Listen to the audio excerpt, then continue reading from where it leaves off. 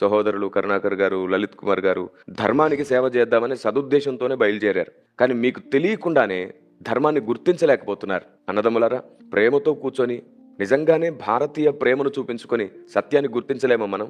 ఎందుకు మనసులో ఒక ఇంత ద్వేషం పెట్టుకొని ఎదుటివాడు ఖచ్చితంగా ఏదో కల్పిస్తున్నాడనో లేదంటే నాటకాలు ఆడుతున్నాడనో ఇదే మైండ్తో సినిమాలు తీసేసి వాస్తవ సత్యాన్ని గుర్తించకుండా ఇది నిజంగా పరిశోధన కాదు, ధర్మస్థాపన కాదు, ధర్మ దూషణ అవుతుంది.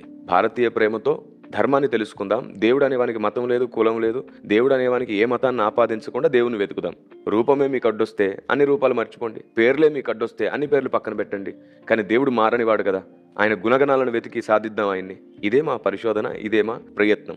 అన్ని మతాలలో కూడా సరిచేసుకునదగిన ఆచార సాంప్రదాయాలు, పద్ధతులు, నమ్మకాలు, విశ్వాసాలు ఉన్నాయి. వాటిని పట్టుకుని మొత్తం అందరినీ తృణీకరిస్తూ పోతే ఇంక భూమి మీద ఎవరో మిగిలం. మొత్తం రాక్షస ప్రయత్నమే అవుతుంది. దానికి పూర్తిగా పులి స్టాప్ పెట్టాలనే ప్రయత్నం చేస్తున్నాం. ఇంకా తెరదించండి అజ్ఞానానికి, వివాదానికి. ఇంకా నూతన పేజీ ప్రారంభించే ప్రయత్నం చేద్దాం. భారతీయ ప్రేమతో అసలైన ధర్మస్థాపన, ఆ ఒక్కడైన దేవుడు ఎవరో తెలుసుకోవడమే. ఇదే వేద ప్రయత్నం, వేద పరిశోధన. అదే సత్యవేదం కోసం మాట్లాడుతున్నాను. ఏది సత్యమో అదే గెలవాలనేది WCM నినాదం. సర్వ సత్యమేవ జయతే.